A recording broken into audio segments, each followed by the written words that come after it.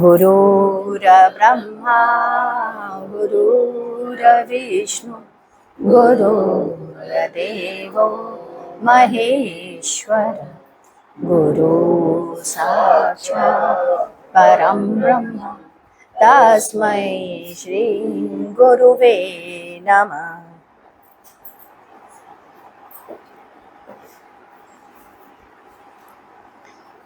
हम लोग आगे की तरफ पढ़ते हैं। कल हम लोग यह जान रहे थे कि कैसे चक्रवर्ती सम्राट राजा बलि बने। अब राजा बलि के बारे में पढ़ते हैं। राजा बलि के गुरु थे शुक्राचार्य, जो कि असुरों के भी गुरु थे। उन्होंने बलि से अश्वमेध यज्ञ करना कहा। बलि ने अश्वमेध यज्ञ प्रारंभ किया। उन्होंने कहा, राजन, 100 यज्ञ पूरा होने पर आपके अधीन सभी लोक हो जाएगा। आप समस्त लोकों पर राज्य करेंगे और पूरे लोक के शक्तिशाली राजा होंगे। 100वां यज्ञ प्रारंभ होने ही वाला था कि उधर देवता और ऋषिगण परेशान हो गए। इंद्रासन कांप उठा। अब तो देवताओं और ऋषियों को बलि के अधीन रहना होगा। उन्होंने नारायण से स्तुति की। भगवान नारायण मुस्कुराए और उन्होंने सांत्वना दी तथा वामन रूप धारण करके बलि के पास आए। बलि के देखा एक तेजस्वी बालक छाता लिए चला आ रहा है। बलि के मन में ब्राह्मण को दान देने की इच्छा प्रबल हो उठी। उन्होंने गुरु शुक्राचार्य से कहा, यह कैसा तेजस्वी ब्राह्मण है। लेकिन शुक्राचार्य ने उधर ध्यान नहीं दिया। जब ब्राह्मण राजा बलि के पास आया तो उसने राजा से कहा, मुझे दक्षिणा चाहिए राजन। राजा बलि ने कहा, मांगो, क्या जो मांगना है मांगो, मिलेगा। आज से 100वां यज्ञ पूरा होने ही जा रहा है। अब शुक्राचार्य ने अपनी गर्दन घुमा करके देखना चाहा। यज्ञ के बीच में यह दक्षिणा और ब्राह्मण की बात कहां से आ गई। जैसे ही उसको देखा तो शुक्राचार्य सन्न रह गए। उन्होंने कहा, राजन, बिना यज्ञ पूरा हुए कोई दक्षिणा नहीं। यह ब्राह्मण नहीं है राजन, यह साक्षात नारायण है। बिना मेरी आज्ञा के तुम कुछ भी इसे दान नहीं दोगे। राजा ने कहा, अरे, अगर यह नारायण है तो इससे बढ़कर मेरा भाग्य और कहां कि साक्षात नारायण मेरे सामने खड़े हैं और मांग रहे हैं। ब्राह्मण, संकल्प कराओ, कमंडल उठाओ। लेकिन शुक्राचार्य नहीं चाहते थे। वे नहीं चाहते ही नहीं थे। ये प्रतापी शुक्राचार्य का ही था। इसके पास गुरु बृहस्पति अपने कच्छ को शिक्षा प्राप्त करने के लिए उनके पास भेजा था। वो हैं शुक्राचार्य। जबकि शुक्राचार्य असुरों के गुरु थे, परंतु सद्गुरु कभी भी भेद नहीं करता। गुरु होंगे तो भेद करेगा कैसे। जैसा कि प्रसंग में आता है कि परशुराम ने कर्ण को शिक्षा दी, लेकिन बाद में भेद खुलने पर उन्होंने उसे श्राप भी दिया कि जा, तेरी सारी विद्या जब तू रण में विपत्ति में फंसेगा तो भूल जाएगा। सो शुक्राचार्य ने कच्छ को अपने यहाँ रख करके सारी विद्या दी। जब असुरों को मालूम हुआ तो उन्होंने कच्छ को बोटी बोटी काट कर फेंक दिया, परंतु शुक्राचार्य ने अपने अमृत रस से उन्हें पुनः जीवित कर दिया। फिर असुरों ने उन्हें भस्म करके राख कर दी। शुक्राचार्य ने जल में अमृत रस डाल करके उस कच्छ को पुनः जीवित कर दिया। ये वही शुक्राचार्य हैं। जब कमंडल में जल गिरने का समय आया तो शुक्राचार्य सूक्ष्म शरीर लेकर के उस कमंडल के अंदर घुस गए। यह है सद्गुरु, अंतिम समय तक अपने शिष्य का नुकसान नहीं होने देता, उसकी उत्तम स्थिति बना दे, इसके लिए वो सदैव प्रयत्नशील रहता है। इसके आगे गुरुदेव ने कहा कथा हम फिर कभी बताएंगे, और टाल दिया। इसके बाद 23 सितंबर 92 गुरुवार को महिलाओं की गोष्ठी हुई। आज प्रातः अशोक सेठ वहां आए। मैं और गुंजन बुधवार की रात्रि वहीं रहे थे। बुधवार को ही मैं और गुंजन दोपहर को रमेश जी ज्योति इलेक्ट्रॉनिक के यहाँ से एक टेप रिकॉर्डर खरीदकर उस स्थान पर रखने के लिए लेकर आए थे।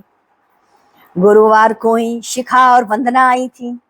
अशोक सेठ माल्यार्पण करने के बाद कुछ देर रुके। पुनः गुरुदेव ने कहा, अशोक तुम बहुत तनाव में हो, समाज में रहोगे तनाव और चिंता तो बनेगा ही। कुछ देर के बाद गुरुदेव ने उन्हें दुकान के लिए भेज दिया। इस दिन के बाद गुरुदेव ने शिखा से पूछा, 20 तारीख को रविवार के यज्ञ के समय तुम और अलका क्यों हंस रही थी? एक फतिंगा के आने पर तुम लोग हंस रही थी, यह कोई बिंदु है हंसने का? जब तुम लोग नियमित वाली महिलाएं हो और ऐसा कार्य करोगी तो शेष के लिए क्या उदाहरण होगा? इस तरीके से उन्होंने इन लोगों से समझाया और बातें की। इसके पश्चात 27 सितंबर रविवार, आज से नवरात्र प्रारंभ हो गया। गुरु स्थल पर पूजा के कमरे में कलश रखा गया।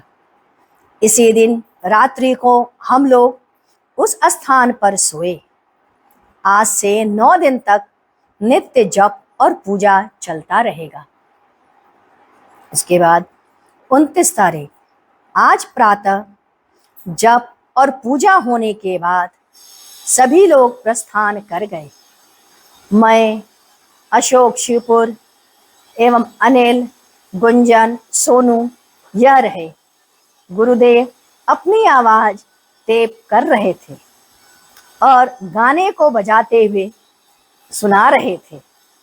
कहने लगे, ईरान का ऊंचे के दर्जे का फकीर और औलिया एवं संत तबरेज एक अच्छे माने हुए औलिया रोमी के पास गए। उनके यहाँ किताबें रखी थी। उन्होंने उन पुस्तक को पानी में डाल दिया।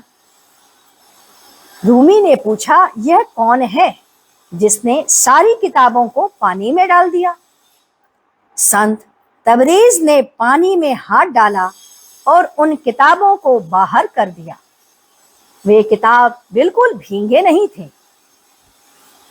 एक बूंद पानी भर उसके ऊपर नहीं था। अब तो सभी के लिए आश्चर्य की बात हो गई। उन्होंने गर्दन उठाकर देखा और परिचय पूछा। उन्होंने कहा, मैं तो संत तबरेज हूं। उसे बड़ी प्रसन्नता हुई। ईरान का पहले दर्जे का संत उससे मुखातिब हुए। रोमी ने पूछा, अच्छा बताइए, दुनिया में इस क्षेत्र का सबसे बड़ा संतों का बादशाह कौन है? उसने कहा, इसके लिए तो तुम्हें भारत जाना पड़ेगा। उसका नाम कबीर है। संत रोमी भारत आए और बड़ी मुश्किल से कबीर का पता लगाए। जब वह उनके घर के पास पहुंचे तो देखा कबीर के मकान के बाहर सूअर बंधा है और पूरा बदबू फैला हुआ है, और इसी गली में कबीर रहता है। कैसा आदमी है? वह लौट आया। फिर जब भी हिम्मत करता तो बदबू के कारण वह लौट आता। अंतिम दिन जब उसे भारत छोड़ने वाला था तो किसी तरह से वह कबीर से मिलने पहुंचा।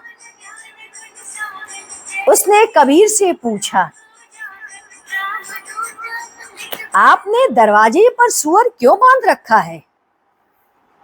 कबीर ने कहा, मैंने तो अपने अंदर के सूअर को बाहर करके बांध रखा है खूंटी पर, लेकिन आपका सूअर तो आपके हृदय में ही बैठा है। अतः रोमी उस कबीर के पैर पर गिर पड़ा। वाकई आप इस क्षेत्र के बादशाह हैं।